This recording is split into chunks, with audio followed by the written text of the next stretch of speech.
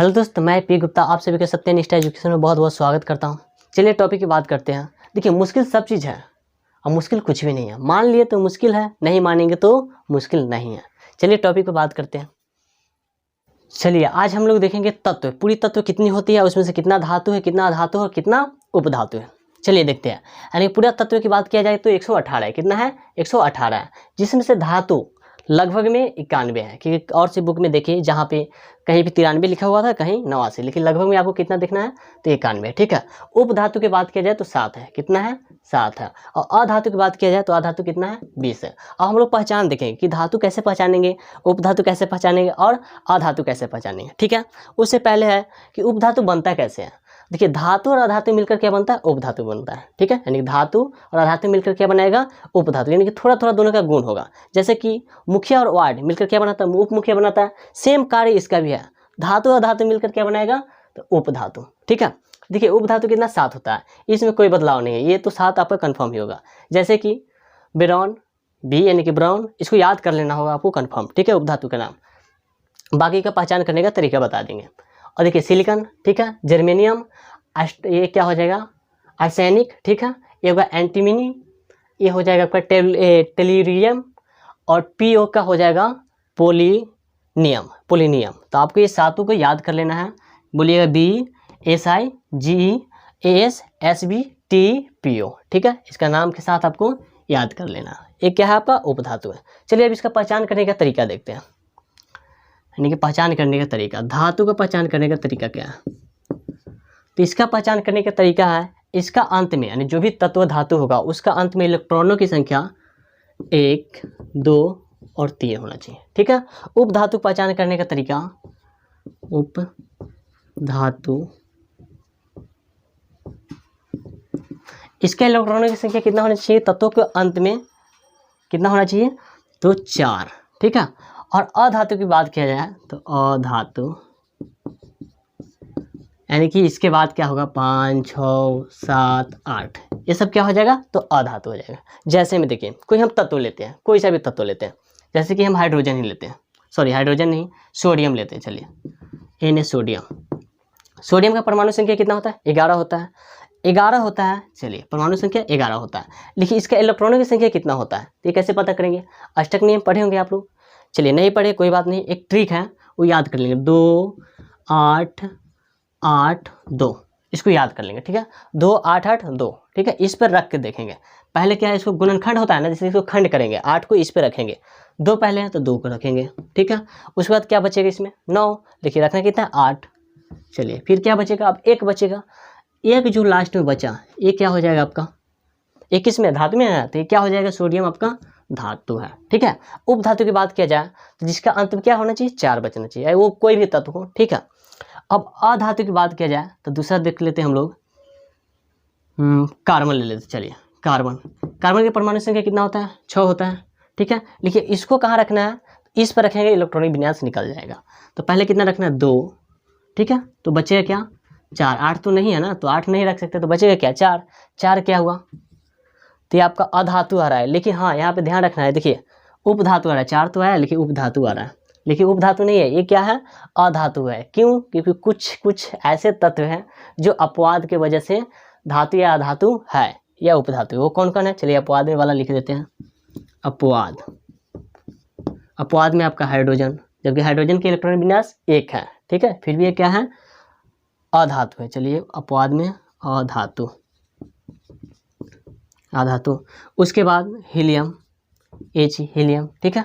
उसके बाद कार्बन, और एक और है जो ब्रोनियम का हो जाएगा, B, इसका होता है क्या हो जाएगा? बोरॉन का परमाणु संख्या 5 होगा। ठीक है। इसको तोड़ेंगे तो आप कैसे तोड़ सकते हैं? 2 बचेगा क्या? 3। तो 3 हुआ, लेकिन ये 3 क्या आएगा? धातु आएगा, जबकि ये धातु नहीं है, ये अपवाद में है। ये क्या हो जाएगा आपका? तो ये भी अधातु भी नहीं है, ये उपधातु है। ये अपवाद में आपका एक हो जाएगा उपधातु। इस पर आपका ये नियम काम नहीं करेगा। तो किस किस पे नहीं करेगा? तो इस पे और इस पे। ठीक है। बाकी सब पे काम करेगा। चलिए एक बार और देख लेते हैं। धातु की पहचान क्या होना चाहिए? तो इलेक्ट्रॉनों की संख्या 1, 2, 3। और अधातु की पहचान तो इलेक्ट्रॉनों की संख्या कितना होना चाहिए? 4। और अधातु की पहचान इलेक्ट्रॉनों की संख्या 5, 6, 7, 8 होना चाहिए। अब चलिए देखते हैं, अब जितना मर्जी उतना आप एग्जाम्पल के माध्यम से समझ सकते हैं। चलिए देखते हैं, मैग्नीशियम Mg कितना होता है 12। इसको कैसे रखेंगे, पहले 2 रखना है, उसके बाद क्या है 10 बचेगा, फिर यहाँ पे 8 रखेंगे, फिर कितना बच रहा है लास्ट में 2, तो 2 बचा। अब देखिए 2 इलेक्ट्रॉनों की संख्या क्या है धातु, तो ये क्या हो जाएगा मैग्नीशियम क्या है धातु।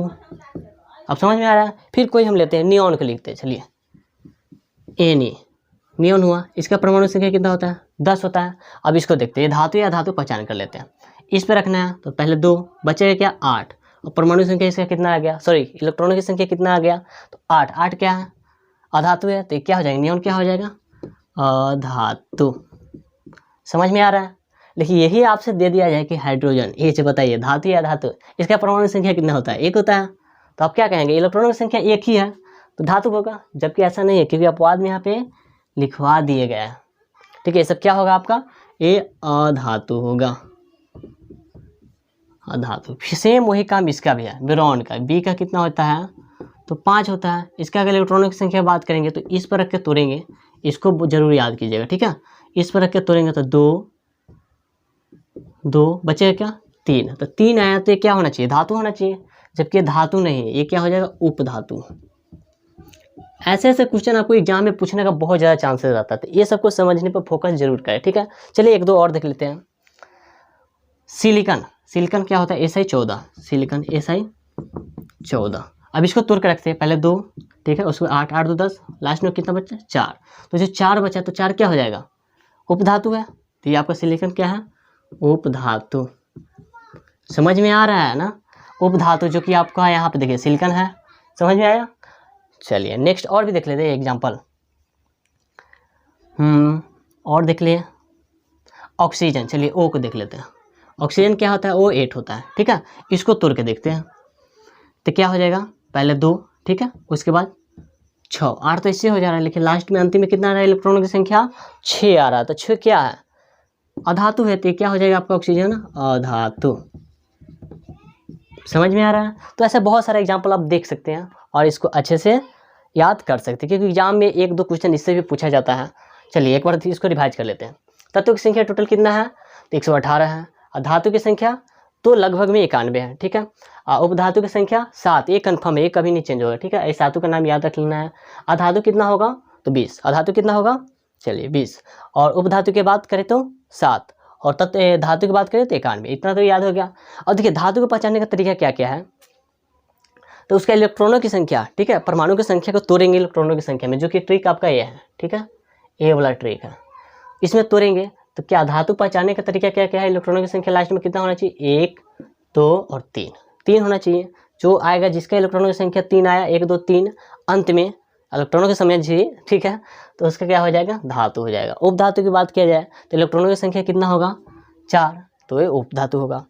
लेकिन कुछ इसमें अपवाद है जिसको पढ़ सकते हैं आप। अधातु की बात किया जाए तो 5 6 7 8 ये आए तो क्या हो जाएगा अधातु। अपवाद में क्या है हाइड्रोजन, हाइड्रोजन के इलेक्ट्रॉनों की संख्या 1 होते हुए भी ये क्या है अधातु है ठीक है, यहाँ पे लिख देते हैं ये अधातु है ठीक है। हीलियम ये भी अधातु है, ये तीनों आपको क्या हो जाएगा अधातु। लेकिन बेरिलियम का आपका इलेक्ट्रॉनों की संख्या देखा जाए तो इसका 4 आएगा, 5 है ना, तो इसको तोड़ेंगे क्या 3 आ जाएगा इलेक्ट्रॉनों की संख्या, तो 3 जब तोड़ेंगे तो 3 क्या हो जाएगा उपधातु, ये भी अपवाद में है, इसको लिख लेंगे उपधातु अपवाद में ठीक है, यहाँ लिखा हुआ है उपधातु। बेरिलियम क्या हो जाएगा उपधातु। चलिए इतना रहा, बाकी अब एग्जाम्पल के माध्यम से देख लेंगे, फिर मिलते हैं नेक्स्ट वीडियो में। और जो कि आपका इससे चैप्टर स्टार्ट होगा उसमें आपको इसको डीपली से पढ़ने का कोशिश करेंगे ठीक है। और भी वीडियो है सारा बना हुआ है जो आप प्ले लिस्ट के माध्यम से जाकर देख सकते हैं। चैनल पर नया है तो चैनल को सब्सक्राइब कीजिए। फिर मिलते हैं नेक्स्ट वीडियो में ठीक है, तब तक के लिए बेस्ट ऑफ लक।